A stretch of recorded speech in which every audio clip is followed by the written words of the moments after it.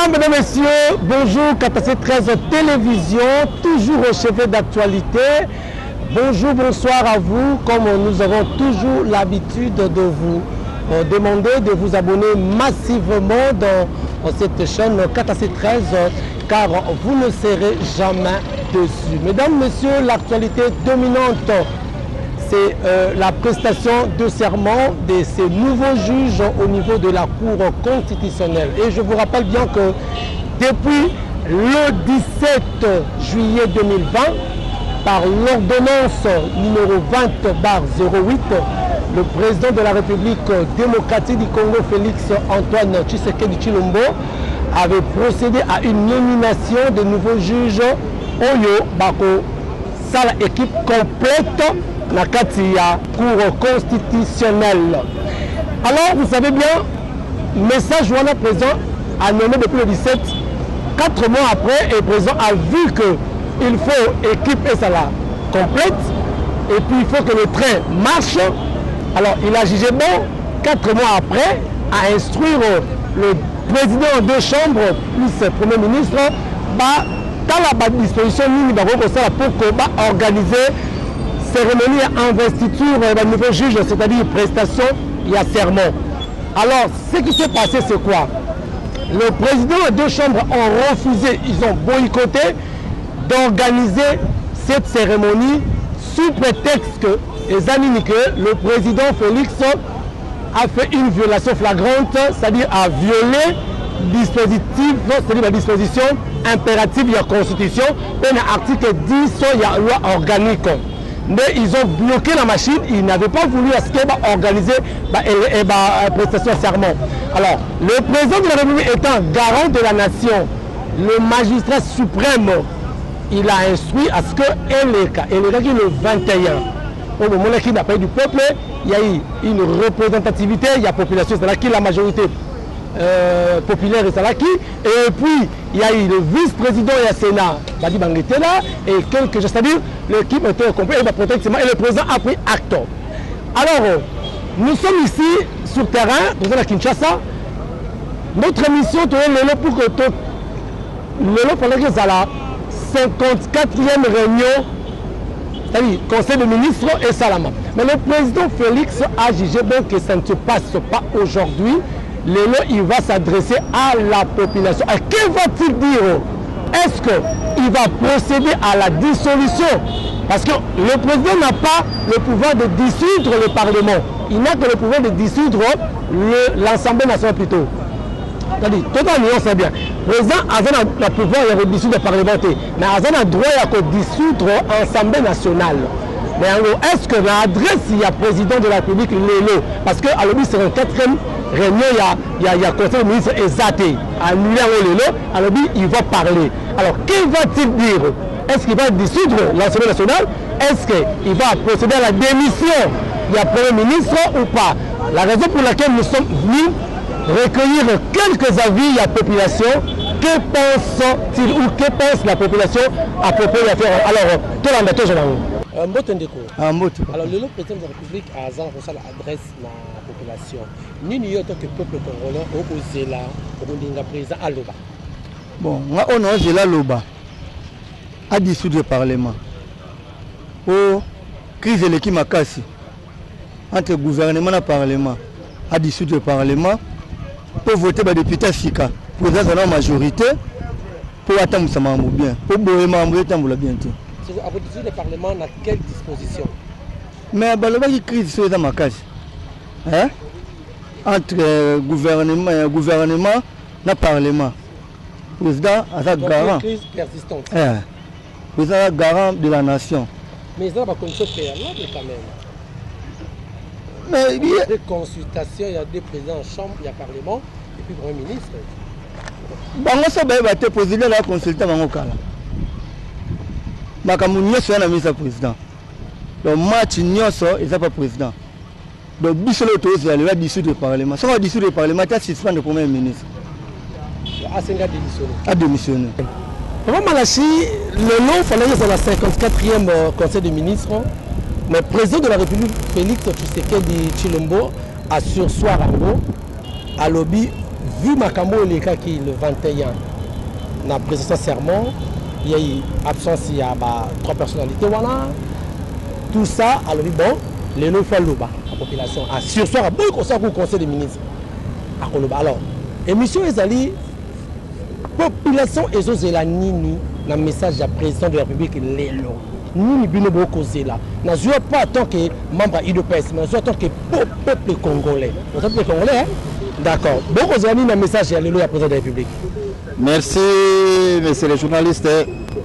Ceux qui lelo ngai ko sala ma 54e conseil des ministres. Ceux qui président de la République a sur Rango parce que Azali garant de la nation, le commandant suprême de l'armée. Tango ya kwa isa moni ke bazoto sate. À quoi sert? Europe sabiso nini? Merci. Biso tozali kozela président a fait sa message positif pour la population. Quel est ce message? Message wana à dissoudre souena biso. À dissoudre nini? À dissoudre le parlement et à la gouvernement. Abimisa gouvernement d'union nationale. Oya sika oyo bako travailler pour le peuple d'abord. Ah bon? C'est ça votre souhait? Souhait na biso yangwana.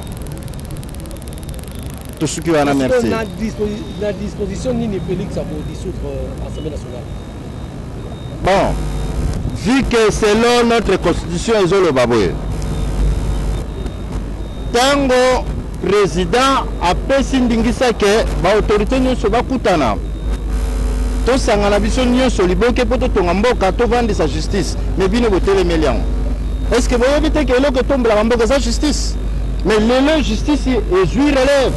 Oh, biso to bundela ngo longtemps depuis 1982. Tout ça pour l'état de droit. L'état de droit est un la justice d'abord. C'est la justice qui élève une nation. Yango wana tozo senga lokola de lokwane salami président dissoudre yango azana la capacité nyonso selon article 148 garant de la nation a un pouvoir ya ko nommer na ko révoquer. D'accord, ndeko alakisa yoko kozela nini pona message le la président de la République aloba nini o population zozela et pas na elelo. Naebi eloko eza na kati na ngai eza pe na kati ya ba congolais nyonso. OK. Biso tozotala bien. Bango ba diriger mboko pendant 18 ans. Aucune fois totikala komona te président a organisé manifestation et premier ministre azana katité. Cela veut dire que il y a une mésentente entre président de la République et gouvernement de la République. Alors, biso to moni boy, to beti sepeke, biso to moni boy, to beti sepeke. Président a yebisa biso population a révoqué premier ministre. Après le ministre a démissionné, gouvernement naé et ça les sous pour le gouvernement oyo et ça nommé informateur donc le gouvernement oyo et kotambola selon vision du président de la République. Donc vous savez tout ce que vous dites que le message là de l'eau a dissoudre l'Assemblée. Pour la biso ko dissoudre l'Assemblée et ça le problème de gouvernement président aluka majorité présidentielle parlementaire oyo a cause la nango musala. Bon, merci pour la parole. Pour la cause la message du chef de l'État, c'est simple. Namukolo et cela qui va prêter serment. Et c'est là qui gouvernement à l'Assemblée nationale, mais tout à l'heure qui boit tout le monde qui y a belé Parlement réuni en congrès. À congrès, bon. Tout à l'heure ministre belé bazalagité. Ba cadre belé ya FCC bazalagité. Mama kenda qui n'a pas choqué n'a pas choqué n'a faire minute éviter. Mais chef d'État aye na kata assemblée mais bandeko wana bazangi donc kotala ngo boza manque de respect boza chef de l'État. OK lokola lelo chef d'État zoloba oh ya bongisi biso population to éviter. Qu'est-ce que vous attendez de lui? C'est ça. On a posé la comme décision chef de l'État le contacter le Congolais on va sentir. OK to ça chef de l'État a so ba mesure dans sens que alongola gouvernement on est en place. On moko ya apalaye yango. Parce que manque de respect d'État, ils ont mabé makasi. Parce qu'à l'époque, na o basali so kala ki bango. mais bazwi ya sanction mosusu alors tozosala mpe sanction chef d'état azwa na mpo na bandeko wana oyo ayaki te liboso na manifestation wana donc sanction ezala donc c'est-à-dire bref en un mot gouvernement wana nyonso tombe ezala bien pour la manque de respect chef de l'état. Mbote papa. Mbote. Voilà, toko tam sa micro na biso toni toyeba parce que le président de la République lelo a pour ça la adresse na nation par rapport à Oito le Kawebi le 21 pour ce serment de Salaki, par ça va président assemblée puis Sénat na premier ministre. Alors président a sursoir lelo conseil des ministres a boyé ça là parce que lingi a kolobela. So biota que congolais au kolanda aussi ko. Ni nozo zela président alobela ba imbo. Bon, pour le premier point, vie sociale. Il y a mis balai. Bana va lever l'école les gratuit. Mais les conditions on dit qu'on peut ça dans l'école, on dit qu'on décourager les parents. Donc on déboyer 30 000, parce que 5 à 20 000 salaboy, autour battre au juste ces années. Donc, le premier balai pour l'angai. Et c'est ngélé na lobande yango wana. Bon ba po ke adisu l'Assemblée nationale pour na yetali na ngote asala ngote hein. Bon. Vimi ne ba ba ko ba manka ki rester basala ki te jour après ça serment pour na yo. En tout cas pour na wana nazana eloko penza na ko lobate. D'accord, merci. OK. D'accord, merci. Je crois moi pour au baksa di Kambwa. Le mino ko loba o ko zela mokonza mboka ko loba kala mingi te na babutu awa ko akoloba. Nini ko zela aloba au peuple congolais à Kosepela. Ngapi ndenga na sa penzawa nga linga ki neto vota ki ndengi bon ba ke na baka to vota ki ete to vota ke metloka to yebi ka sa mona mboka ye to bi ke to sepela ki to yambi to bi ka sa mona mboka to suna malgré sa mona mboka to bi ke ye ai mabe ya malamu na mboka na biso ayebi yango to sepela ki to bi ka ke nenga yebi ba point surtout ya mboka na so ba mabeni surtout ya mboka na biso ya ko bongisa to sepela ki siko to zo zela ya loba aloba aizate ko ake ale atake mama o ko zela aloba nini aloba ko bongisa vie sociale na biso ko lia classe abana na biso classe abana na biso niti biso to ngaka to keneka ba mboka posa la les foke ka mboka bapai elo oni ezangi awa o biso to kimela mboka biso to kene na mboka bapai et pourtant kutu bango kutu bazolinga bazo confier mboka na biso biso to ke ko sa nini ko to luka nini abongisa ne mboka na biso pa to vanda kimia de to sala bien na mboka so na kimia na mboka na biso na likamba kulu na fesila esile likamba kulu na wana poto sala les kombola ngai ndombala nzau Félix ya liboso nazosenga nanu omo musala na ezo marché tuzomona yango nga naza na Congo central côté ya Nkamba naza na camarade na ngai auto-raté nane azad député provincial na Lukala Jimonadio mais aza na parti ya IDPS ngape munaza président ya comité ya secteur anti-mati. OK, peu importe, merci beaucoup mais nini yo ko zela message ya président or ko loba lelo message na ngai message na ngeza nini donc président ko loba olingi ozo senga président aloba nini suwe na ngai feli na lingi il faut le parti wana batu wana o baboya ki koya fallait pas démissionner donc il fallait abouder bango malongi to lingi fallait tellement ya sa président toujours mona o yazo sala mais tango ko va parti mususu atsa na place batu bazo ndima yeka kate alors fallait pepe nani IDPS asala musala na yef man ndenge yazo sala lango IDPS le peuple congolais le peuple congolais souwe na biso na ndenge yazo sala donc to lingi parti na biso pe ekende liboso Mbote maman. Mbote. Maman, le nom président Facha Koloba a s'adresser la population. Bino ba imbo kana ebite beaucoup s'attendre à le bani, beaucoup zela nini président à le belabi. Biso zo zela président à le belabi biso makamba kitoko. Ndeti biso a na ngirengira. To comme vivre na ma forage. Courant passe, mai passe. Ndeti ngana ngina fois 2 cartons quiz. Naza tsa mo take away na ngai awa mo sa Congo. Ngina fois 2 cartons quiz. Na mito to le babwe carton moko na ndambu epolaki na rama poisson tira na demi carton kuisi on a travailler ka on a bunda na ka donc passe fond na ngai ekiti na suna forme longa te ko ni ya courant so ko la bien be biloko la nga elinga ke be bati. Merci mesdames messieurs, je crois ndete saki bino keto ko tambola Kinshasa mobimba Congo mo maso poto tambola pour que to soit toujours ba vie ya ba imboka par rapport à adresse au président de la République tout à l'heure, c'est-à-dire dans quelques heures, à couper sa message dans la population congolaise, ni à Koloba, et toujours, que va dire le président de la République et qu'est-ce que le peuple attend de lui? C'est ça la grande question, ou la grande question de comité. Alors, à toi, la commune, Ngiri Banda, Tozo Tamboula, Tozo toujours Baimbo Kande, au comité Tozoa, Ndekonabiso Aza Awa. Donc voilà quoi. Mbote, papa. Oui, Mbote. À toi, la commune. Toi, Ngirenge. D'accord. On a invité le président de la République, le lors de la assure soir, congrès Ngoro Salade, pardon. Donc, le conseil des ministres. 54e conseil des ministres Ngoro Salade. Oui. À lobby que, à un message repris ça. La population congolaise par rapport à tout ce qui s'est passé au début des 21, essentiellement les kaki, absence à Matébélé. Il y a ce que le peuple congolais. Aux autres, c'est la nini na message. Bon, en tant que peuple congolais, tous les minimum c'est la té. Mais là, tous là, ils ont une décision ferme à président.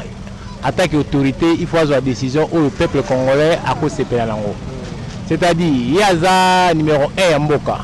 Donc, tout ce qui a été inutile à collaborer avec travailler là-bas. Pour respecter le président. Pour le dessus du Parlement, oui. Il faut constater crise et persistance. Donc, nous avons constaté que les chefs de l'État. Ils ont constaté. Donc, ceux qui ont le pouvoir au dessus du Parlement, ils ont démission du Premier ministre Ilunga Kamba. Donc, Aza dignité à cause de la Premier ministre Yamboka. Pour Azo obéir à la décision de la parti politique non Yamboka. Donc, la mingi Yangoa. Mesdames, Messieurs, nous sommes arrivés à la fin de ce reportage. Vous avez remarqué que plus de 90% il y a des Congolais il faut dissoudre l'Assemblée nationale. Cela vient de la population. Depuis le 17 juillet 2020, le président de la République, Félix Antoine Tshisekedi Tshilombo, par l'ordonnance numéro 20/08 portant nomination de nouveaux juges au remplacement, il y a un juge Ibouluna Kilomba, dans la Cour constitutionnelle, tellement écrit qu'il plusieurs polémiques, on a quartiers généraux et partis politiques, entre autres, la plateforme FCC, Oyuzali, parti cher, c'est-à-dire plateforme chère, il y a Mwanamboka, vous ne voulez pas que je dise Mwanamboka, Joseph Kabila Kabangé. Alors, la plupart, que le président de la République, en nommant Batouana, il avait violé la Constitution. C'était une violation flagrante, il y a Constitution, puis il y a article 10, il y a loi organique, Euzolobake, pour organiser Nini, Cour constitutionnelle, pour être en fonction, il y a qu'à devant l'Assemblée nationale, dans le Sénat, et le président de la République pour porter serment dans Bango. Et pour organiser la manifestation, il y a investiture, donc prestation serment. Le mercredi, ils n'ont pas voulu participer à la cérémonie, mais le président de la République étant garant de la nation, le magistrat suprême, il y a Mboka a organisé. Alors, cela a suscité beaucoup de réactions. Il fallait la 54e Conseil des ministres assure soir. Alors oui, il va faire une adresse à la population. Et la raison pour laquelle, quand vous avez le micro, vous avez vu, plus de 90% de la population a dit il faut président à dissoudre l'Assemblée nationale, il faut exiger démission et un Premier ministre. C'est ce qu'ils ont dit. Ce n'est pas nous qui avons dit ça. La population de différentes personnes. Alors, merci beaucoup, Bandeko Balandi. Je crois qu'il n'y a pas de commentaire à faire. Nous sommes là pour faire éveiller la population, pour stabiliser dans le banc, pour comprendre. Alors, continuez à vous abonner massivement. Merci. Maman Charlotte Ndenga, merci Najibel, merci de Bandeko Nyoso Bandibiso, que Dieu bénisse. On se retrouve prochainement pour un autre numéro. Abonnez-vous massivement. Merci de Bob Saradi qui était derrière la caméra. Ciao.